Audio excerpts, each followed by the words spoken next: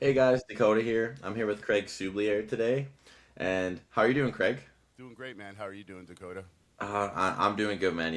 I've been really seeing what you're doing with the Table Kings podcast, and I thought I would just have to get you on there. So Appreciate it. Thank you. it's an awesome opportunity. I mean, you've had some great guests lately. You just did Luke recently. You had Devin on, Jason Merlot. And how long have you been doing that for? Well, I have like a history of so back when I first started arm wrestling in 2012, it was like the end of 2012. So 2013, I decided that I wanted to do like a podcast, but a radio show basically because there Okay. was no like YouTube. There wasn't like live streaming. Wasn't maybe it was just starting, but I didn't really want to be on camera. I didn't really feel that comfortable on camera. But so I did this blog talk radio show called Arm Wrestling Nation Radio, Okay. and sort of like what you're doing. Like I just interviewed a lot of people, and I was new to the sport. No one knew me, but people like because back then there wasn't a lot. Like I was really probably the only media in arm wrestling because Gary Roberts from Arm TV just stopped doing like Arm TV was kind of like on the ends of that. So I thought, hey, you know what? I'd like to give the like arm wrestlers out there like because all we had was like the underground it was like a forum that people would post on. So like that was Okay. really it. So I started bringing on people and interviewing them, and then as I got more involved in arm wrestling, people came on, and like I'd have like some. I wish I still had some of these archived. Somehow they got lost, but Tom Nelson arguing with Robert Okay. Frank with the UAL and Travis coming on there, and it was like really it got really rowdy on Yeah. there, like a lot of trash talking and stuff. So Nice. it was fun, and I gave it a break. A couple guys, their names escape me. Hand Control, they did Hand Control, Okay. and so they kind of took over. And then Jody started his show, and then I kind of just was like, oh, I don't know.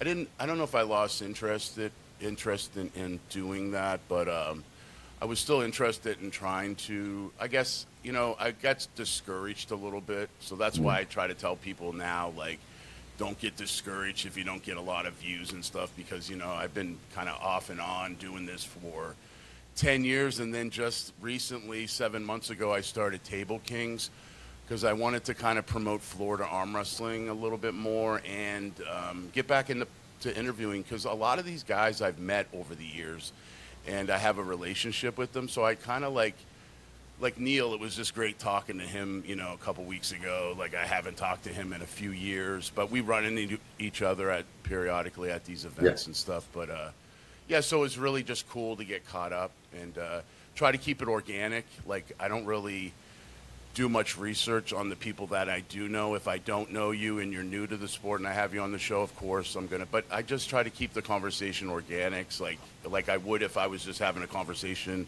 with someone on the street or someone at an event or whatever, and just kind of intrigued with what they know and kind of share it. Not only just arm wrestling, but a lot of these guys have these stories to tell about like facing adversity, and I'm big on that from my background with dealing with addiction for years and stuff. So I like to see these comeback stories, and it Hmm. really it just inspires me to kind of keep pushing the message of hope and really promoting the sport. Yeah, no, I really like what you said there because it's actually funny you said that. My last interview I just did is Vern Martell, I and he's watched a that. yeah. So he obviously has a great story about overcoming adversity, things like that. Having to learn how to arm wrestle with only one arm, Yeah, yeah, and I think that's just something that, like you said, it's fun to have these organic conversations. There's no agenda. We can talk about whatever, and just kind of pushing like I'm really glad you said that because I have a category here that I want to talk to you about eventually, and it's just mindset. Because I see your Facebook, you post a lot of inspirational things, um, and just I think it's something that you and I could get into and actually have a really good conversation with. cool. I So we'll like that. definitely get there. But yeah, no, I want to say you're doing great with Table Kings. It's really awesome. You're what are you 12, 13,000 subscribers on We're your coming up. channel? We're almost at 13. I think we'll hit 13,000 today. And Perfect. I really have a lot of thanks to Brian from Through the Fingers because like I didn't really know that like I didn't know you're a part of the show as well, and I fell out of the media like arm wrestling, and it kind of rekindled it again. So I started following like your show, of course, and Yep. Brian's and Jody's back, back in, all the shows that are supporting arm wrestling, Lucky's podcast, everything. So it just was interesting getting to know him. He had me on the show. And then he kind of was like, hey, man, this is what you need to do to help your channel grow. And really, he's helped me, really, because we've gotten probably 8,000 subscribers in the last 2 or 3 months. So the Wow. channel's really grown because of some advice he gave me and people just being encouraging and going, hey, man, just keep doing it. We love your content. We love, what you're doing. And don't be discouraged because you might not be getting the huge numbers that, a lot of other channels are getting and stuff. So, and I just, started being more persistent with it and just continue on. But it's people like that in the community. I just wanted to give Brian a shout out Yeah, because of course. what he's doing. I love his podcast with all the great guys. They have such great knowledge of the sport, only being in it for like yourself. Like I love how you break down the technical side of arm wrestling. It's really intriguing to me because Thank you. I have a hard time with that. I'm always like, I got to get stronger. I got to do this. But meanwhile, I learned over years of trials and tribulations and working with some great coaches out there that you have to, watch the setup and angles, and that side of the game is a lot different than just getting stronger. Yeah, no, for sure. And I mean, I agree. Brian, that Through the Fingers is doing great. I still jump on there occasionally when I can. The biggest thing for me is just like, we're doing an early interview right now. I have such a busy schedule, and just that 6 p.m. time when he goes live was really hard for me to make. But they're doing a lot of great stuff. I mean, Zach and Cody, Brian, and they get good guests on there, and they're doing well. And they, like you said, it's kind of like a little beacon, because I remember when they first started that and were asking me to come on. It was nice to just get the ball rolling and kind of learn how these things work, and shows that there's actually people in there. And yeah, he's very knowledgeable on getting the subscribers and all that stuff. And yeah, no, it's Table Kings has been doing great. I think it's super exciting where things are going, like you were saying, and it's nice to hear that you're kind of getting back into it, because I think when I look at it, there was like, we had the Evan Bagorians, we had the Uncle Johns, and they were kind of carrying forward for a bit, and now we see kind of this new almost guard of interviewers coming in, like you said, Lucky Ones, you got Through the Fingers. I'm starting to do some interviews, and you're getting a little more optionality, but all these people who were, so loyal at a time kind of get to diversify, and it's quite exciting to see where they're going with those things. But yeah, I also think that you just have to be consistent with it. I mean, me personally, like when I first started posting, I would do a video every 3 days of long form, and then I would try and do a short every 2 days. And now I notice with the interviewing format, it's nice for me. In the new year, I'm not a big New Year's resolution guy. I think you should always be doing things throughout the year, but I try and kind of step it up every year. And so my step up for content this year was doing a video every 2 days. Nice. And I've noticed that the YouTube algorithm has really been rewarding that. And just a short every day with the interviews, it's much easier because I can make 30 shorts out of an interview, and then I can just schedule them all on YouTube. And yeah, no, for sure, it's consistency is key, and over time you'll see the results, just like what you're seeing right now. And just helping people get into arm wrestling is quite phenomenal. Yeah, for sure. And I think we all have like a different like everything is like you have a different style than I do. Mm-hmm. Brian shows kind of like no holds barred. It's fun. Like you got Yeah. a bunch of groups, like everybody's eating, hanging out. Like it's really, I really love that. And then Jody has his like little knack on the sport. You got the Can-Am connection, which I love listening to that on Mondays to see it. And then you got Lucky doing the females. So it's like we all kind of cater to each other, I do believe, and I think it's really cool. Like that, I see like I interview someone, and I might see you interview them, and I really. When I do see that too, I try to like take my interview in a different direction, so I'm not repetitively asking the same questions. But when it's organic, it's usually like pretty easy to do that because you're just having a normal conversation with someone. But I really like what's going on in the media right now for arm wrestling. I think a lot of people should start their own podcast and have fun doing it. It really helps the sport out.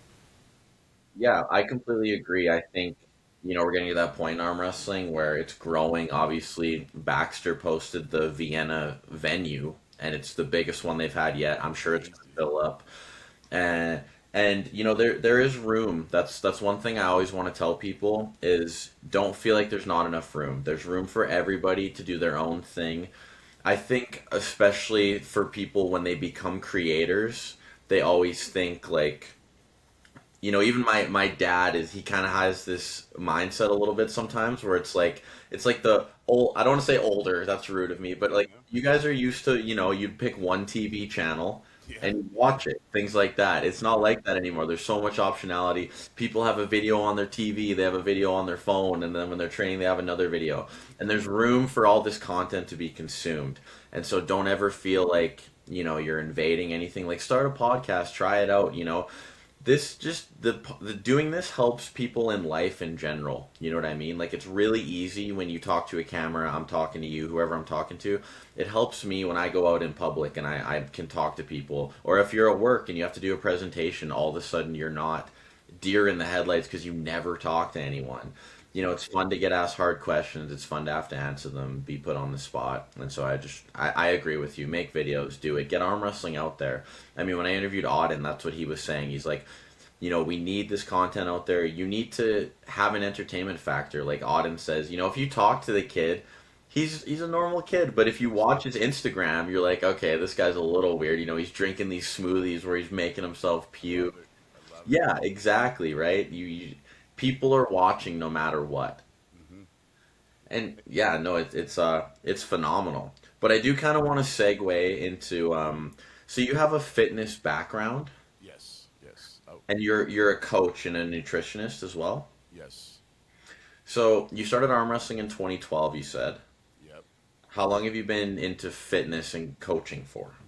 Well, I've been training for 42 years. I Wow. started lifting when I was 11. I started out with curling water jugs. I filled them up with sand eventually, and then I got a rusty old weight set. The summer of I forget when, like 80 something, whatever Yeah. 42 years ago is, and I started training, and then I joined my first gym when I was like 14, and then when I was 18, I was training. I was training people like local, like realtors, people that had their, they were entrepreneurs and stuff. And Mhm. then I moved to Florida in 2020, or no, sorry, 2000, and so I've been in Florida for a little over 25 years, and I moved here I wanted to be a professional bodybuilder. That was my background. And I wanted to open my own gym, train clients, and that's all the things I achieved being here. But, with the road of, you think you know what your dreams are, and then you have to go through the process, the journey. Sometimes it's not what it seems to be, Yeah. So I always thought owning my own gym would be amazing, but the gym is my sanctuary, like that's where I go to meditate. I train most of the time without music because I want to get lost in my thoughts and focus. And I feel like I don't want to build that fake psychness, like, unless I'm tired or something, I'll put some songs on that it gets Hmm. me pumped up. But for the most part, I like to listen to my heartbeat. I like to be like in a meditated state. And because I learned a lot about like meditation is just spending time in a quiet environment with yourself, and there can be some noise of course with training, but like it's pretty it can get pretty like good for your mindset Yeah. basically, so. Yeah. But to Yeah. answer your question, I guess I went on a tangent with training. But No. like, yeah, but so probably so like 18, and then I've been taking breaks periodically. I got burnout. I had my own gym for 2 years. Worked at a fitness, like mostly studio places where people would come in, and I would work with individual athletes or, clients, bodybuilders, whatever, like, athletes that play high school volleyball or whatever it was, their sport. And I would really be like a specialty type of trainer, not like you see at commercial gyms where Yeah. you got a clipboard and you know what I mean? So it was a little more in depth. And I got really into the nutrition because I got really interested in how the body puts on muscle and burns fat and stuff through the years of bodybuilding. So, and then I kind of stopped doing it for a while. The fitness industry sucks, really, honestly, with all the like manipulation with social media, with all these products, and we're into the instant gratification Yeah. realm of life now. And Yeah. I just don't like the training, but I just started getting back into building programs and writing stuff online. So I have a few clients that I've been helping. And so I like that a lot better, to be a coach one-on-one, monthly. I get to, focus on individual, like what their goals are, and, talk to them weekly, manipulate their diet, change their training program, keep it fresh. So it's like a coach, and then I get into a little bit of the mindset, because a lot of people struggle, man. It's just one of those things with your mind, and it's really interesting to me that once you can focus on controlling your mind more, the body just follows, basically. So all that stuff goes hand in hand with me, and having these conversations, interviews and stuff. It's really intriguing how different people train, and I like to try different philosophies of training. And I'm not the guy that goes, "Oh, that's a dumb exercise. What are you doing?" I just like to learn from other people's too. So it's just interesting. I feel like, it's more helpful to kind of just watch other people train and kind of evaluate it yourself without having to go, "Hey, that sucks," or "That's bad form," sort of deal. Yeah. It's more like, why are they doing it, or what can I learn from what they're doing? In Exactly. a sense, which is great. And yeah, the reason I kind of asked that is just so in 2012 when you made that kind of jump into arm wrestling, hmm what was the reasoning behind it, or what caught your eye, I guess? So bodybuilding, I was 39, or no, I was 40. I just started doing masters, and to be honest with you, I was never really a good bodybuilder because I was addicted to drugs the whole time, and I was trying to do this like off and on, like maybe 3 or 4 months of like really good training, but I'm still doing drugs, and my body's never really got a chance to reach its full potential. And even if it did, I wouldn't be like, I'm a realist. Hmm. So I wouldn't have been a pro bodybuilder. I would have had to, I was around guys that got their pro cards when I was competing with them, and they were more dedicated, and they were willing to take more gear, and it's really a Yeah. crapshoot at that Yeah. point. So I guess it took me a while because I really loved them, like the discipline that you had to go through, and it was like a spiritual kind of experience when you really get shredded and you push yourself through the diet and stuff. It's such a tough thing to do that it at the end it makes you feel like it's like Christmas when you do a show. It's like it's all the excitement of like when you were a young kid and stuff. And I got addicted to that more so, and it would help me stay clean for a little bit, but the addiction was the battle. So I guess in 2012, I remember this.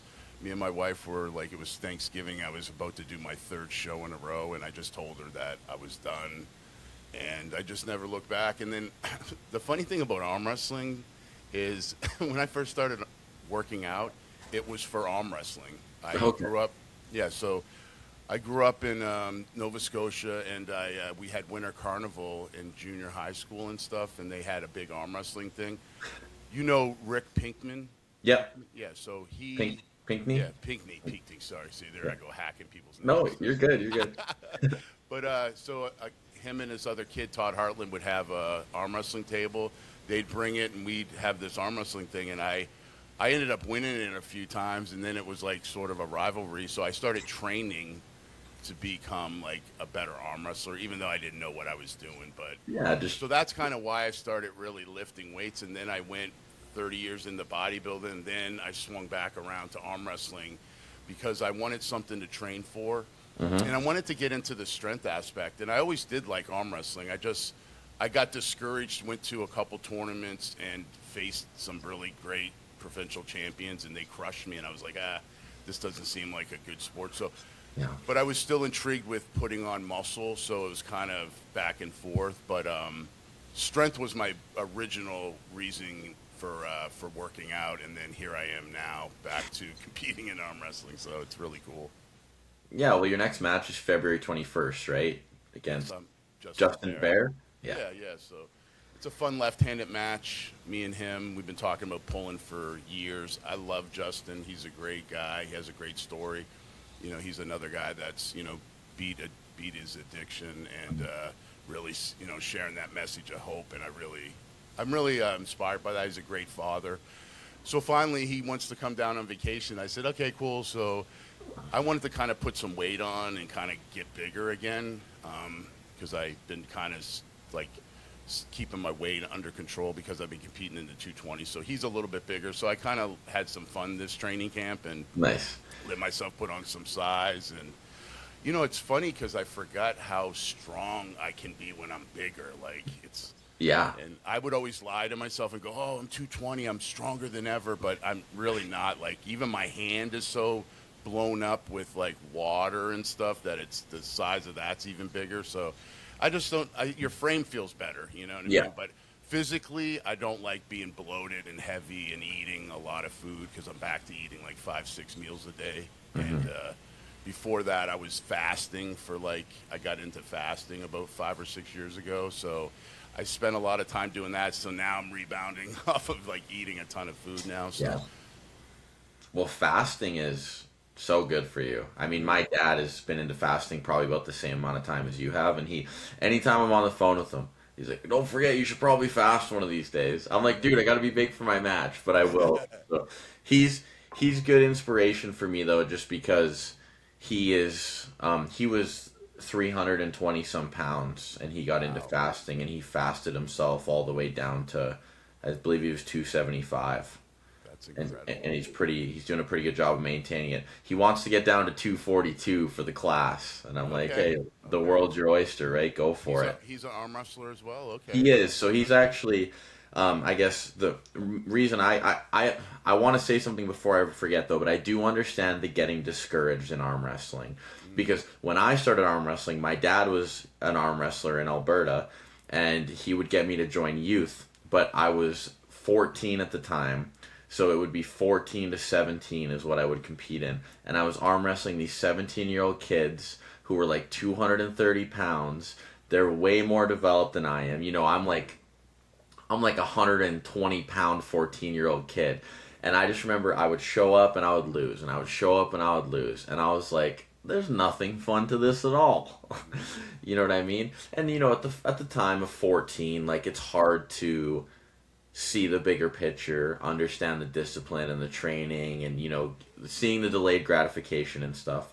So I would go and watch him, but I was like, I'm not arm wrestling these kids who are way bigger than me. And then I played basketball and football growing up, and I got pretty serious with those sports. Nothing too crazy, just kind of a college level. And then when those sports kind of faded away, I was going to the gym, and I'm like, I need something to like really be training for. You know what I mean? Like, training's fun, but just having that chip on your shoulder of wanting to do something. And my dad was like, well, there's an amateur arm wrestling in Drayton Valley if you want to come. And I was like, you know what, I'll come. And I went. I ended up doing decent. I got third place out of, I don't know, probably 7 guys. It wasn't too big, but I got some wins, and it like sparked something in me, and I was like, I have a reason to train now. And then just so many great opportunities from it. I was in Red Deer for college at the time, and that's where Matt Mask lives. And my dad kind of knew Matt as like semi-friends, kind of acquaintances. He just sent him a text and was like, hey, my boy wants to come and arm wrestle. Can he come? And he's like, yeah, anytime. Send me the address. And I mean, the rest is kind of history. Matt and I hit it off really well. We get along great. I love the whole club in Red Deer. They're all awesome guys. And then, yeah, I started going to competitions with Matt. You know, I get the opportunity to kind of be in his corner. help him out where I can. I mean, Austria is next for me, and we'll see. We'll see kind of how that goes. So normally Sean, I'm sure you have seen Sean Crother. Hmm. He's in the corner as well. Yes. From what I've heard, I don't know if he'll be able to come to this one. So I am a little nervous just because I might be having to do everything. Normally Sean's like doing the one rubbing the arm, and I just got the water. And if I see something outlandish, I'm like, yeah, I would fix this. But now I gotta like really dial in because, I mean, for me it is a bit intimidating just because like he's Matt freaking Mask, and I'm just I'm just some 25-year-old kid, and it's like if I see him doing something wrong, I gotta stand up and be like, Matt, like you have to fix this. But also it's like, I've been arm wrestling 5 years. He's been arm wrestling since I was born, so it's like, but that's just what it requires, right? Yeah, no, that makes a lot of sense. But yeah, you'll see stuff, dude, like he won't see because he's in the moment. So and I'm sure he is looking for you to do that too. So Yeah. Well, and like you said, he gets so into the zone dude, that it's like, crazy. The biggest thing with him is like you just have to, whatever the biggest outlier is, you just like repeat it to him. Like, you're leaving your wrist behind. You're leaving your wrist behind because then he's focusing on that. Because you can't tell him a million things because you're sitting there and you're talking to him and he's red in the face and he's like, and he just wants to rip the other guy's head off. And you're like, you got to keep him fired up. Like a but bull. Literally. No, that's I never even thought of that perspective because when we watch him on TV, because he's my son C's favorite arm wrestler. He just loves Matt. Yeah. And when we saw Matt in person, he was like, I can't believe how big he is. He's like so tall, right? So, but yeah, I couldn't imagine like how intense he is. Like, and you're there trying to, have a normal conversation with him. It's like, well, it's interesting because, like you've seen, if he's not at the table, super laxed, super chill guy. He's like, hey, how you doing? Hey, oh, yeah, good. And then that's a good one.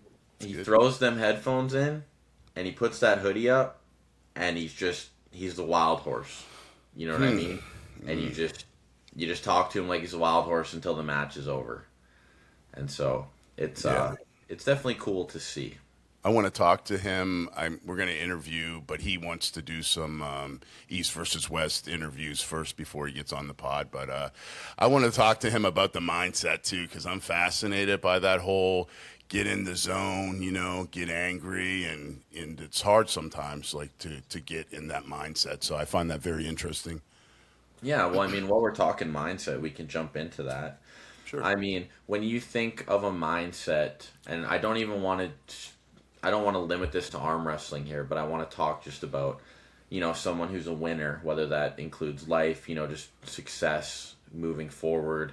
How do you kind of look at that mindset, and what do you think is important, I guess? Well, you have to show up for yourself every day, right? So you have to be accountable, and you have to make like I have this thing where it's like the simple things in life, the things that you should always do, like get up, make your bed, the simple things. Like, so you do those things at 100% consistently throughout the day, and you get a bunch of wins, and you're able to like show up for yourself. Like, like for a long time, I would say I wanted to do stuff, write a program down. When it started getting hard, I started to sidetrack away from it, and I wouldn't push myself through it. And then years of doing that, and then having that voice in my head always saying, man, what are you doing? Like you're not putting in the effort. And then I eventually, learned that I need to put the work in.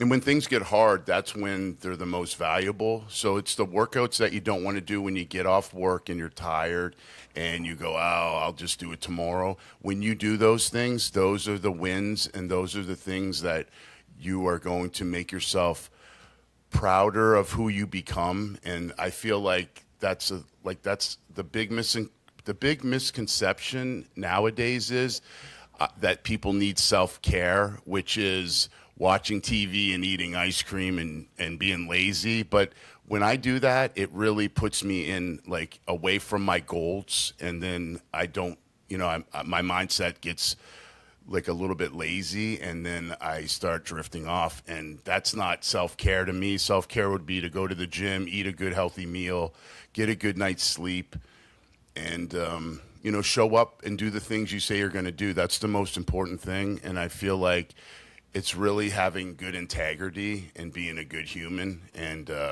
so like you just have to do the things you say you're going to do. So if you're out of shape and you're a man that's out of shape and you have children that you have to like be a role model to, like you need to take initiative of getting yourself in shape and eating healthier and passing on these assets to your kids. So it's really about being the best human that you can be. And for years I experienced that periodically and I drifted off, and that's why I write the things on Facebook, because those are the things that I thought about in my life, and that's the things that I was thinking about at that time. I was a victim and I wasn't doing the right things in my life.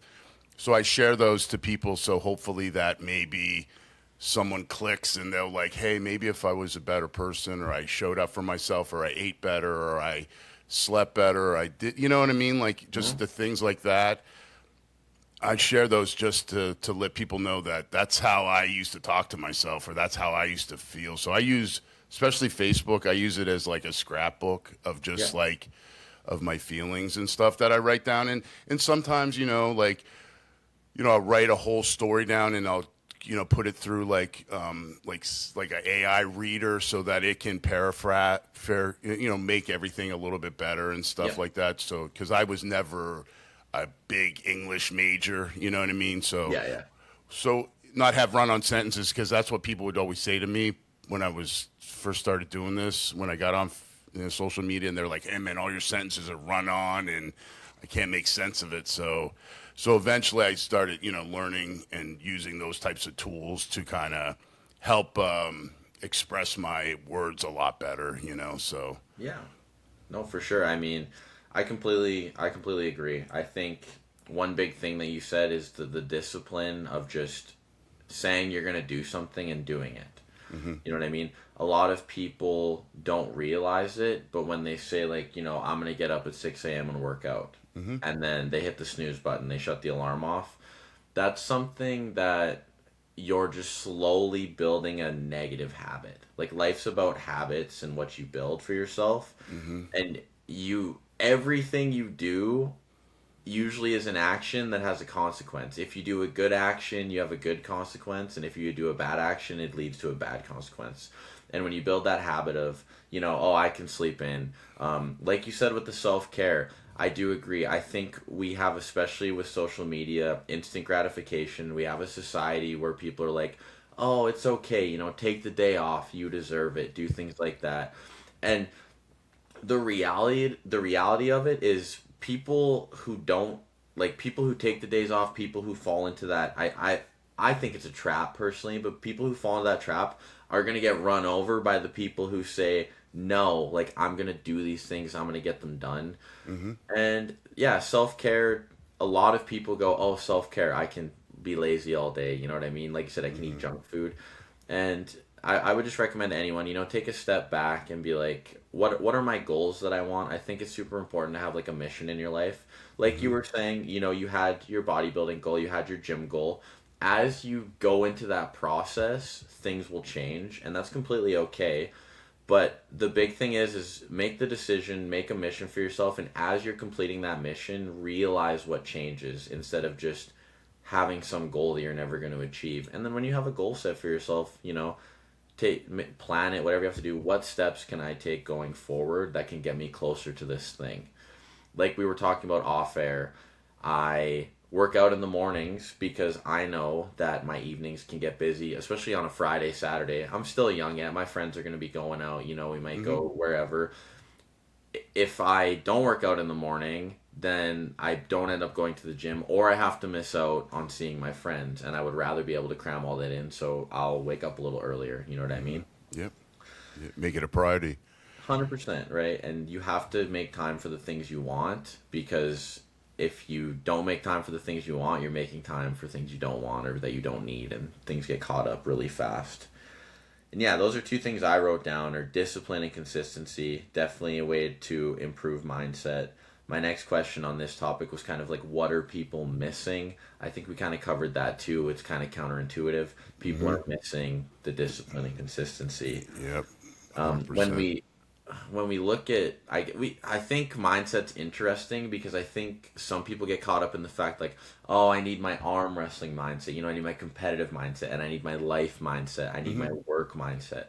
But I think that if you build a healthy foundational mindset, you can carry that mindset into different aspects. If you're a disciplined person who wakes up in the morning, the odds are you're going to be a disciplined person who gets all their reps in at the gym. If you go to work, whether you're self-employed or you're employed by somebody, you're going to get the work done that's required. You're going to do it in a good manner. And I Hmm. think that some people maybe overcomplicate their mindset, and the reality of it is just the more you simplify things, sometimes the easier it can be to achieve it. No, I agree. And the thing about it is too is like I think like you really have to understand that life is a big gratitude test, and all these experiences we can't control a lot of them. So once we learn what we can control and how we look at things, like people's perspective and stuff, but I feel like that happens when you grow as a man, because I can only speak on what a man feels like because I'm a man, of course. So, Fair enough. but the thing about it is just creating and learning these life lessons as we get older. Because when I was your age, I would think that being 40 was the end of the world. So my perspective was flawed. And then when I got older, I realized, not to take myself so seriously. And really, the big thing is controlling your ego. It's really important because a lot of times people think that they're someone that they're not, or they try to act like someone they're not, especially on social media. Like, people will show you the good things about life and then it's not real. So, but I feel like ego is a big thing, and it goes hand in hand with being consistent and having discipline. Yeah, and like you said, especially with social media, I think we're always in, at least my generation more. I feel like they're always in competition to Hmm. just try and be faking who's the best. Like, you'll see that guy who posts, a nice car, but it's Hmm. a rental, or you see Yes. somebody, things like that, and it skews their mindset on what they need in life or where they should be. Like, just because you're following the top 0.01% of people in the world does not mean because you go to work every day, or because you don't have these nice things yet in life, it does not mean that you're behind. You need to kind of take that shift and just realize, like, I can get there. I need to have this discipline and this consistency. But an ego, like you said, and I'll go both ways with this, life and arm wrestling, but ego does not help you at all. The only person you're tricking with your ego usually is yourself. If you're the person who's like trying to win in practice to prove a point, or if you're the person who's, you're people ask, what do you bench, and you only bench 205, but you're saying, I bench 245. You know what I mean? Things like Hmm. that. Hmm. Those little lies, they catch up to you eventually, and the best thing you can do is just be an honest person and be honest with yourself. And Yes. it circles back into that gratitude. It does, because it's a lot easier to be grateful for when you hit that 225, when you've been telling everyone that you can only bench 205 and you hit 225. Whereas if you can only bench 205, you're telling everyone you can bench 245. When you hit 225, you can't tell a soul. No. You No. can't tell a soul. I hit 225 today. Oh, you told me, 6 months ago you did Yeah. Yeah. 245. What happened? So it's just No, a you're vicious right. circle. It But is. It yeah, is. mindset is so important. And like you said with life, I'm still early on in life, but I get where you're coming from, because I remember being 16 in high school and thinking, what am I going to do when I'm graduated? Like 18, like what am I Mm. going to do? 20? Like that's crazy. And then I'm fortunate now because I surround myself with an older crowd. When I say older crowd, I mean older than myself. Hmm. But I do get to see, like, I'll use Matt as an example again. I'll use Sean as an example. A lot of these guys, like, Matt's been arm wrestling since I was born, pretty much. And he's still getting better. He's still improving. He's still got goals and aspirations in life. Same with Sean, you know what I mean? He's he's still young yet. He's 30, 32, 33, somewhere in there. Mm-hmm. But he didn't start arm wrestling until, an older age than what I am right now. And he's just doing leaps and bounds. And it's motivating because it tells me, like, if I stay consistent, if I stay disciplined, I have a lot of time left. Like, like you said, don't take yourself so seriously. The world's not going to end tomorrow. You have time to grow. You have time to build. And I actually, I watch a lot of this psychologist. His name is Dr. Orion. But he talks about how, like, as a man, where you're at right now is probably like the lowest you will be for the most part. Like, you'll have ups and downs in life, but for a man, it's kind of a steady increase. Mm-hmm. And you'll gain assets, you'll gain knowledge, you'll gain, I want to say power, but power can be taken negatively, but you will gain power in life as you grow in time. Time is an ally. As much as it's a threat when you get old, it's an ally when you're young and you can use it. So, Yep. Yeah. But no, I think we nailed a good point there with mindset. I think, it's interesting because I wanted to talk to you about this as well, but you moved to Florida in 2000, mm-hmm. and I think, I don't want to get too in-depth anything, but I think Florida's in a good spot right now. Like, I think there's a lot of good things going on in Florida, and I think it's interesting because I think you got out kind of Canada of a time where... Perfect timing, brother. Yeah, there can be some, there's some challenges up here, just even in... I don't want to get too in depth, but like taxes and stuff. No, man. Yeah, that's why it was a big deal to me. And then I'm glad because now we see what you guys are dealing with now in day-to-day life. It's a lot different. So, but I feel like Florida can get overpacked, and a lot of things can go south here too. So, yeah.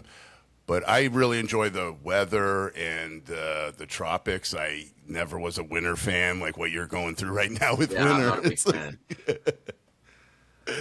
No, it's funny. I always spark that debate with the family because I'm like, well, you guys have like land and houses here. I'm like, why don't I just buy something somewhere warm? Yeah. And then I can come and stay with you guys whenever, and you come and stay with me whenever. There's no sense in having 15 houses in the same block. No. When I can just come and see you, and then you guys can come down to Florida and like something like that. But yes, come down, brother, come down. Oh, I want to. I went to Florida for the Challenger Series when Chance Shaw was doing that Challenger mm-hmm. Series, mm-hmm. and Matt pulled Brad as well as Wilton Brock. Yeah, that was exciting. It was exciting. Were you there? I was there briefly, but I'm not big on crowds, and it was so packed in there, so I watched it at home. I had a match. I had a little super match before the event. It wasn't part of the event, but it was like kind of where they were setting everything up. So, or no, the Challenger Series, was that a tournament going on too at the same time? No. So okay, it was the Challenger. Yeah, so that was the one. Yeah, I had a match before, and then I left and watched it. It's when John pulled, right? Was that the one? No, so John pulled at the actual East versus West. Okay. The Challenger Series was like a month and a half before. Okay, yeah, that was the one Chance did. Yeah, okay, so that was the one I had my match with, and then we hung out and watched it. Yeah, I stayed for that one. Yeah, no, but I love Florida while I was down there. I'm telling you, it was awesome. I've been to quite a few states now, and I really enjoyed just Florida. I think I had a good time because Brad Grundy's a great guy. He invited us all over. We got to hang out at the house and arm wrestle. He's awesome. Yeah, just absolutely phenomenal. He's our Devin. Yeah, he's so smart, and he it's funny because he thinks he's a bad teacher. He's not a bad teacher. He just he's so smart that sometimes he will get 6 steps ahead of you, and then he realizes and he steps back. He's like, let's start with setting up like this and hunching onto the table. You know what I mean? Yeah. But that video he did with Brian, I thought he did well talking to Brian. Oh yeah. People, I think like. The biggest thing, because kind of Luke was just saying, like, people are always trying to show different styles where Brad is, like, trying to show you what would work for your body type. So, yeah, it's a little different. Yeah. While we're on the topic of Florida, do you know about the Tough League that's starting? Is that the teams? Yeah. Yes. I watched the first, I guess it was, like, the pre-show of what the events were going to look like. Yeah. Florida is getting a team. Okay. I think that's going to be really exciting for you guys. I think you guys have a lot of phenomenal arm wrestlers down there. I mean, when Mm, I was jumping on your live, we were talking about Daniel Price a little bit. mm. I mean, he's a perfect example of a guy who is like a killer, and no one like he's not as popular as he should be. I guess I should No, say. no, he's Like, not. Yeah. like I gripped up with that guy, and I'm like, man, and just the team you guys can get from Florida. I think if this league goes as they plan it, there's a lot of fun things that can go on from it. Just because there's a lot of cross like pollination in the sense of people arm wrestling. Long Island will have a team. Vegas will have a team. Florida will have a team. You know, when all you guys are competing, not only does it help promoters set up super matches that are going to be fun, but it just kind of it's like an in between because there's the East versus West level athletes. You know, you have like the Joseph Morantos, you have the Matt Mass, you have the Devons, you have all those guys, and then the Europeans. But we have such a strong core of arm wrestlers who just aren't quite there yet. Mm. But they're fun to watch, and they can have amazing matches. And I think that's this team league is going to do people like Daniel Price going to do them a favor because they're going to get an opportunity to make this team and then showcase themselves. And so Yeah, I think 100%. No, I love the idea. And yeah, just like a kid like Daniel, he just needs to get out there. You know, I don't think like he can afford to travel a lot. I think he's had some things going on, you know, personally that maybe he's kind of like keeps him a little more local and stuff. But I really feel like if he had a couple big matches out there on a bigger platform, he would be a kid that would be on East versus West in a year or two. Like, because he's really like one of those undiscovered gems in Florida, you know, like, Mhm. and yeah, just watching his progression because I used to crush him all the time, and then man, he just started learning how to top roll and arm wrestle, and then man, he just like, you know, he's got such a huge ceiling, you know, to really progress in the sport, and we have a lot of those guys in Florida. We're really lucky to have that, you know, because people joke around Florida sucks for arm wrestling, and we have these crazy tournaments with the rules are a little looser, so it's like, but yeah, it's a lot of fun. I enjoy seeing these guys. The team thing, I'm really hoping that takes off. Yeah. Who's putting that together? Like, So Jason Constantini. yeah, okay, yeah, that's right, yeah. And he's using the MAC tables, so it's in association with Ian and what he's doing with Global Elite and MAC and all that stuff.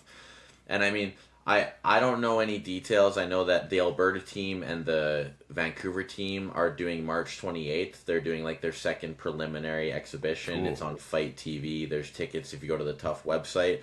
So from what I've heard, they seem to be moving in the right direction. I know those teams are put together. I'm thinking because he's from Canada, he wants to get all the Canadian stuff put together.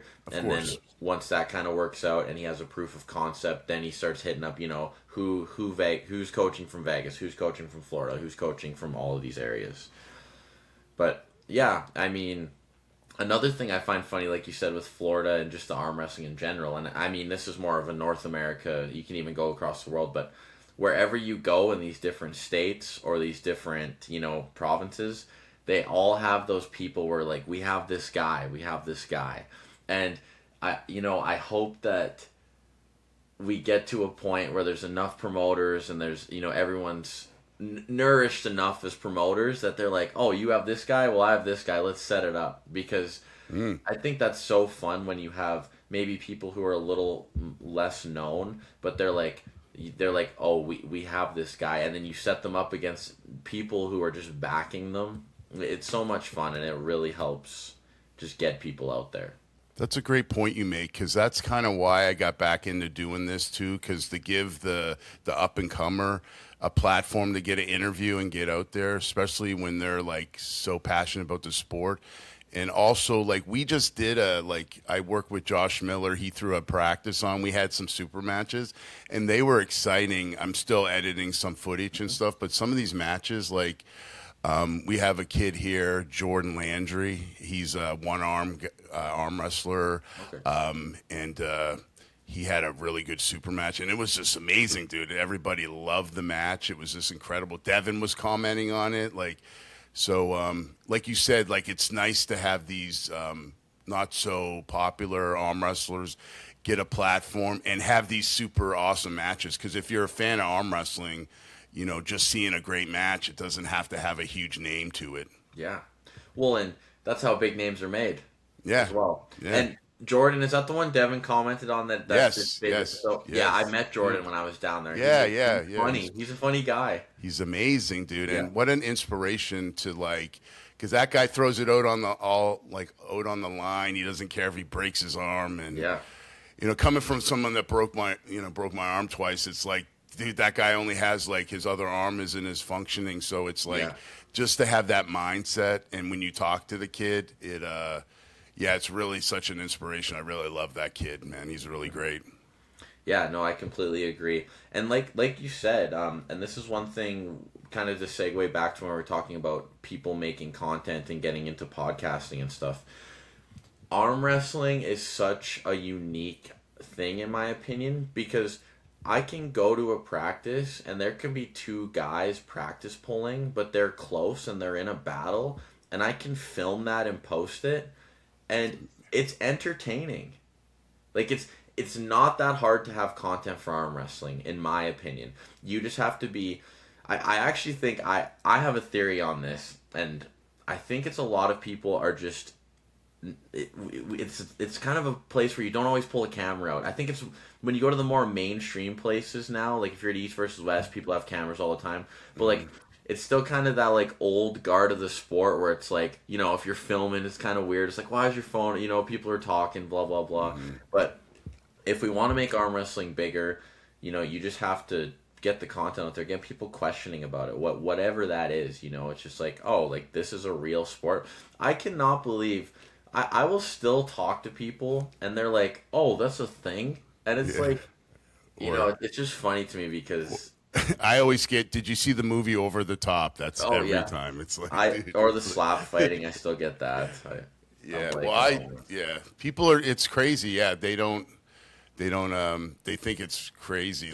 But they're really intrigued by it. My kid does jujitsu and I talk to some of the dads and, they'll follow, on social media, see that I arm wrestle, and they're really intrigued by the sport. Because kind of jiu-jitsu and arm wrestling, it's kind of, leverage, technique, some strength. It's like jiu-jitsu for the arms, I kind of put it, a fight for the arms. But it's interesting how people don't know anything about the sport, and meanwhile, slap fighting and all these different sports get a lot of exposure. It's well, sometimes it just adds up to this, right? You're right. Dana White jumps in, funds something, it's a lot of that. I don't want to say rich get richer because that kind of sounds, but it is in a way Dana White has this pull with the UFC. He can really he could start something tomorrow and it's got eyes on it. Mm-hmm. And that's just the way it is because of what he's built for himself. Same as Devin, you know what I mean? Devin can start a lift tomorrow that no one's ever seen that could be so preposterous. Yeah, dude. And it's going to get eyes because of the platform that he's built. And I think it's an interesting thing. And that's, again, back to the promoting. I think people just need to promote themselves because if 100, 200, 300 people start posting content, odds are one of them is going to probably take off if they're consistent. And then that takeoff gets, 20,000 people looking at the sport. Even if you get 10% of that, that's 2,000 people trying arm wrestling. That's, if you take 2,000 people and let's say the average buy-in at an arm wrestling event is $40 an arm, you know what I mean? Mm-hmm. You can just see the revenue that comes in, which then helps a promoter make a better event. So on and so forth. Yeah, that's incredible. Yeah, that's 100%, man. And it's awesome to have, people do their own thing, like Devin holding his phone, hair's a mess. All that stuff is I love that stuff. I don't make that content because that's not me, but I love to see that stuff. Yeah. So it's all a good niche for the whole sport in general. And you're right, dude. People need to pull out their cameras, edit these videos. Sean Hancock a few months ago had a video of these guys that were back and forth. They weren't getting in the setup, but they were getting rowdy in the setup. Oh, that guy that got dude, yeah. They got 20 million views. You know what I mean? So well, yeah, and it's just algorithm based and all. Even East versus West, I kind of keep up with their content. I just kind of like to monitor what they post to see what does really well.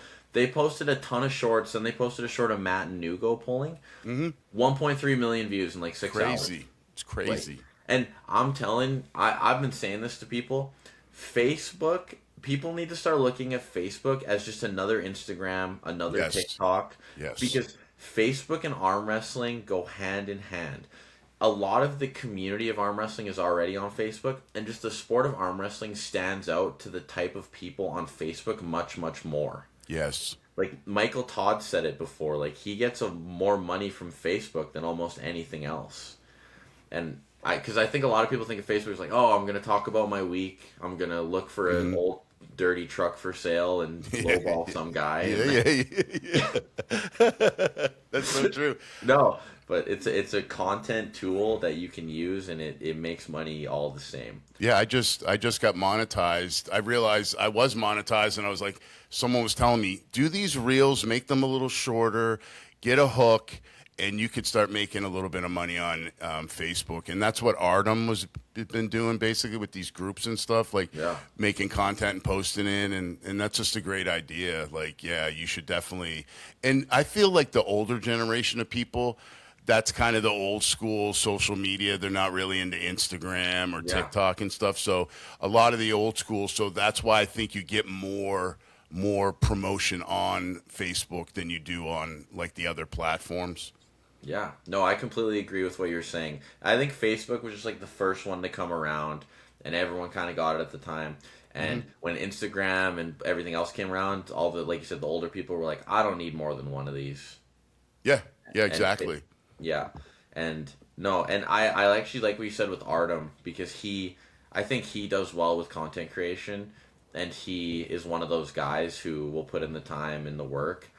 And I mean, obviously we're sitting here talking about making money, but I don't know, like, I don't know everyone's goal with making money, but there's nothing wrong with making a little bit of money doing something you enjoy. And whether you put that back into the sport, whether you know what I mean, it helps at the end of the day. And I think something that's amazing is we can take this sport that we have, we can post content on it, and we can generate a revenue from that sport. And I think that's just something that's so amazing. And it's actually cool, and it's so attainable for a lot of people, but they just don't quite utilize it the way they should. Yeah. And I made a post about promoters talking about losing thousands of dollars, but always still putting these events on, and it just never made sense to me that, as a business person, you know, I get that people spend money on hobbies and stuff, but if you're going to put on an event and you're losing thousands of dollars every time you do it, it's just not going to be sustainable, So I feel like people just have to be, a little bit smarter with the way they do maybe events, not try to put on like these big live events like East versus West.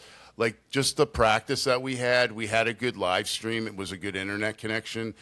And it was like really exciting. Me and my son did the commentating, messing around, and it was really fun, and people really liked that. And if you're going to do these lower level events like that, that's just keep it organic, and I feel like as long as you can see the event and hear the commentating, good, it makes it exciting to watch when you see these good matches out there. So I feel like sometimes people want to have like when I first got involved, UAL was really popular. I was doing events and Bruce Buffer was announcing, and they spent hundreds of thousands of dollars trying to sell this, mainstream to the mainstream, and then it ends up going away right away. So I feel like these local events, if they're smarter, they do things on a lower scale, just get the product out there as is, as long as like you have some half decent quality.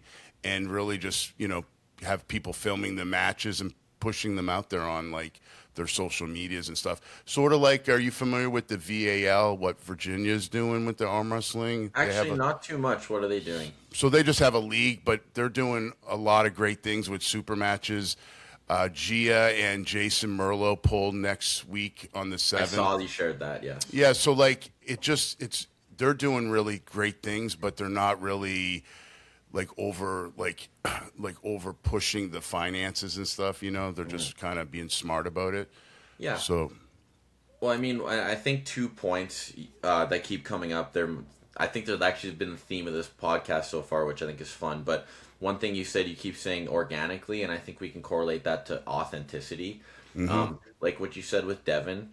People like watching Devin because he's authentic and he says what he says and he means it. You know what I mean? If Devin jumps on, he's got messy hair, he freaking whatever, he doesn't care about what you think about him, and he's gonna tell you how it is. He'll go on there and be like, Vitaly, blah blah blah, I hate that guy, or Dennis, blah blah blah, and Mm-hmm. people just like seeing that. And this is one thing I think a lot of people forget, because I don't know about you, but I had this when I first started making content. Is I just imagine people from my area viewing my content, Mm-hmm. but the reality of it is with a guy like Devin, people from Europe don't swear. They don't say the mean things Mm-hmm. that like us North Americans will say before a match and during. And so literally they'll watch Devin, say these horrible things about Vitaly. Like to them that's like I would never say that to my worst enemy. And Mm-hmm. it's a form of exciting entertainment for them. It's Mm-hmm. like a little guilty pleasure. They're like, oh, I can't say this about anyone, but I'm going to watch Devin say this about Vitaly. I could never, you know what I mean? Yeah, And no. so you just have to remember when you get to that like point where you're being worldwide, like you're like at an Auden level, you're like a Devin level, whoever you may be, Mm-hmm. just because you find something maybe not funny or something does not mean that another culture won't find it interesting or they won't find it, you know what I mean? And then the other thing is consistency. Whether we're talking about a promoter, you don't have to put like do something that you can maintain for the long term. And that's what I recommend for people, whatever they do. If you're arm wrestling, make sure you arm wrestle in a way that you can sustain it long term, slowly grow. Don't be pushing yourself too crazy. If you're promoting, promote to a dollar amount where if you lose that dollar amount, you can still have an event in 4 or 5 months, because it's the events that keep happening that keep growing. You know what I mean? Like you said with Virginia, they're doing it at a sustainable rate, and they're having they're snowballing, and now you have Jason Merlot on there. Boom, guy was just on East versus West, grows it like crazy. Same with the YouTube. Don't like start YouTube, post 4 videos a day for a week, and then burn yourself out and then not be able to do it. YouTube favors the people who are going in it for the long run, who are doing, setting a theme, being consistent, having that mission. And I think those are good points that we keep kind of covering as we talk here. So, Yeah, for sure. No, it's you really just have to like not be discouraged and continue on pushing and be yourself, man. That's the big thing. When you make content, you're gonna have to like edit stuff, and of course, but like just try to be yourself and give your perspective on the sport, and that really helps because when you see different people's perspective on training, nutrition, or like practicing, and you really learn so much. It's so valuable, and we're in a sport where we're very blessed to be able to talk to the Devons, to talk to the Matt Mass, to train with them. I mean, yeah. it's incredible. Like you get to go to practice with one of the top guys in the world. You get to Yeah. learn from that guy. You get to and it's just you cannot. There's no value on that. It's just crazy, dude. It's just. Yeah, well, like you said, it would be like someone who can wake up every day and go to the basketball court and shoot hoops with LeBron. Yeah, crazy. Or it'd be like someone who, gets up, goes to the football field, and is throwing balls with Justin Herbert. Like, you can't put a value on it, but also sometimes I think we forget how lucky it is in the sense. Like, even if you go to a basketball game, you're not going to talk to LeBron. If you go to an arm wrestling event and you want to talk to Devin, you're going to be able to at some point talk to him or get on the table with him. And Yeah, that's truly a blessing. It's great. it's amazing. And one thing I kind of want to end this talk with is it's funny because I just think this is what we've been going on about. But I used to make fun of this in school when they would teach it to me. But do you know what a SMART goal is? Have you ever heard of that? No, what is that? So a SMART goal is it's an abbreviation, but it's specific, measurable, attainable. I forget what the R stands for, but it's basically it's a goal that you set for yourself, And I think whether it's YouTube, whether it's life, whether it's arm wrestling, you need to have a goal that you can measure specifically. So you need to be like, if saying I want to be world champ is a huge goal, like how can you break that down? Like I want to get first in my next pro tournament, blah blah blah, and then make something that's attainable. Like if getting first place is crazy, then be like I want a podium. But I think what a lot of people do, and this goes back to the mindset thing as well, is I don't know about you, but sometimes I'm laying in bed at 3 a.m. and I just feel like I can take on the world. You get that burst of confidence. You're like, I want to do this, I want to do this, I want to do this. But you can create a burnout, and you need to just kind of break it down into measurable things that you can achieve. And when you achieve those small wins, like we were talking about, it really helps snowball. And I guess what I want to leave kind of the audience with is whatever you want out of life, just it's attainable, but break it down into smaller goals that can help you get there. Is kind of what I'm trying to say in so many words. Yeah, no, that's so true. You're right. And I think people try to like bite off more than what they can handle, and then they get discouraged. And that's one thing I tell my clients when they start working with me, especially the ones that are coming off the couch, not trained or whatever, and then they want to go to the gym 6 days a week, but that's not really going to be sustained. And then they stop doing it, and then they go right back to because they failed. So small goals, get those W's, and then it helps you build confidence and push through. And don't doubt yourself. Believe in yourself in everything you do, because it's so important to show up for yourself every day and just believe that you're able to do this. Because a lot of times with those 3 a.m., I can take on the world comes, man, what am I wasting my time doing this? Like sometimes you can talk yourself out of the things you have passion for. And if you don't keep pushing through, you'll never know that, that something might be of value to you. It'd be a lesson in life that you just might have passed up on because you were afraid to take the chance. And, just to say, like, keep pushing through and believing in yourself and just following your dreams, right? And putting the work in.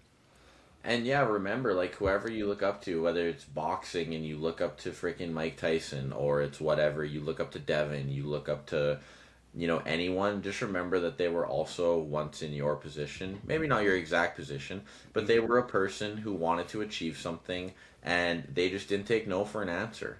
You know what I mean? They all have seen adversity just as you have, just as I have, and the only difference is either they've put more time in or they put more effort in, really.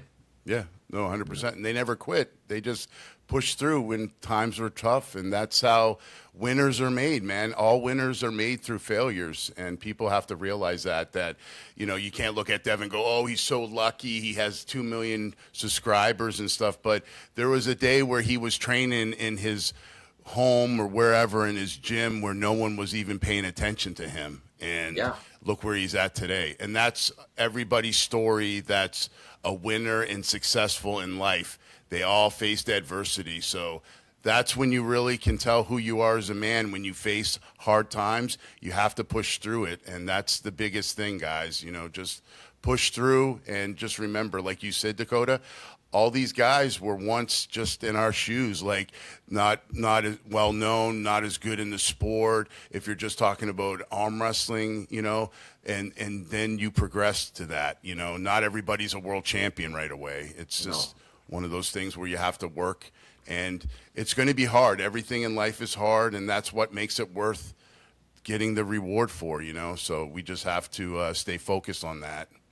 Yeah, if everyone could do it, it wouldn't be rewarding. Yeah, That's exactly. Why, overweight people, it's easy to do. That's why it's not a reward, for the most part, it's not a rewarding thing to look at. You look at the people who are in shape and, they put an effort to get to there, and that's great.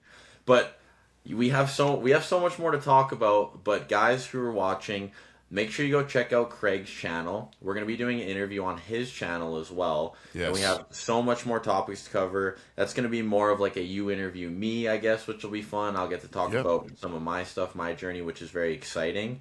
And yeah, if you guys enjoyed, make sure you go subscribe to his channel. Keep an eye out for when that interview is coming. And then make sure you subscribe to my channel, tell a friend, and Craig, is there anything that you wanted to leave off with, or? No, man, I just want to thank you for the opportunity to be on your show. I love what you're doing, man. I love your content. I love your mindset. I'm really excited to interview you on Wednesday, and maybe we'll go live so that people can watch it on like real time. And Sure. yeah, I really love what you're doing. I think it's great to see young guys like you in the sport with a great mind, and it's just really helping out the sport. And I love your content, brother. And like and subscribe to Dakota's YouTube channel, and follow his journey along, because I think you're going to be one of the top guys out there, and it's going to be nice to be able to interview you when you're a big timer. Oh, I appreciate it, man. Thank you. Yeah, no, I'm for those who are watching still, I have a whole section here on technique, but here's my thing. I want to talk technique on Craig's channel, because any of you guys can go on my channel and you can watch all my videos and get my ideas on technique, but all these people who maybe don't know about my channel, who are going to be watching on Craig's channel, I want to give them a little taste of what I have on technique, and I think that'll be very fun. Yes. So again, guys, I'm going to end it there, and make sure you go check out Craig's channel, and we'll see you guys next time.